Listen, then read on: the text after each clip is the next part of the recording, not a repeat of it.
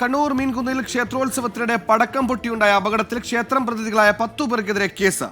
അനുമതിയില്ലാതെ പടക്കം പൊട്ടിച്ചുവെന്നാണ് എഫ്ഐആർ. അമിട്ട് ആൾക്കൂട്ടത്തിന് നടുവിലേക്ക് വീണ് പൊട്ടി 5 പേർക്ക് പരിക്കേറ്റിരുന്നു. സജോ ദേവസ്യ കണ്ണൂരിൽ ചേർന്നു. സജോ, എന്തൊക്കെ വകുപ്പുകളാണ് ചുമത്തിയത്? വിവരങ്ങൾ.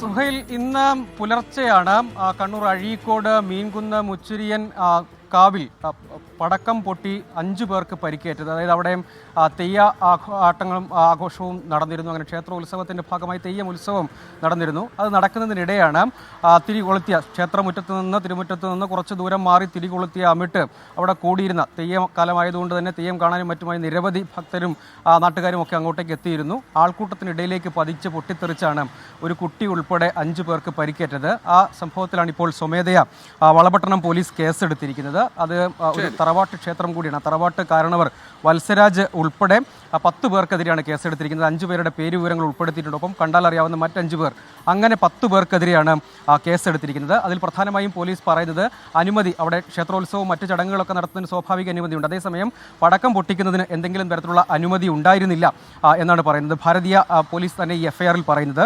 ഭാരതീയ ന്യായ സംഹിതയിലെ 288, 125 ഒപ്പം എക്സ്പ്ലോസീവ് ആക്ടും ഇവർക്കെതിരെ ചുമത്തിയിട്ടുണ്ട്. ഇതിന്മേൽ വിശദമായ പരിശോധനയും അന്വേഷണവും നടത്തും. അതേസമയം ക്ഷേത്രം ഭാരവാഹികളുടെ വിശദീകരണം, അവിടെ ഏതെങ്കിലും തരത്തിൽ കരിമരുന്ന് പ്രയോഗമൊന്നുമില്ല. അവിടെ ഉണ്ടായിരുന്ന ആളുകൾ ആഘോഷത്തിൻ്റെ ഭാഗമായി സ്വമേധയാ പൊട്ടിച്ചതാണ്.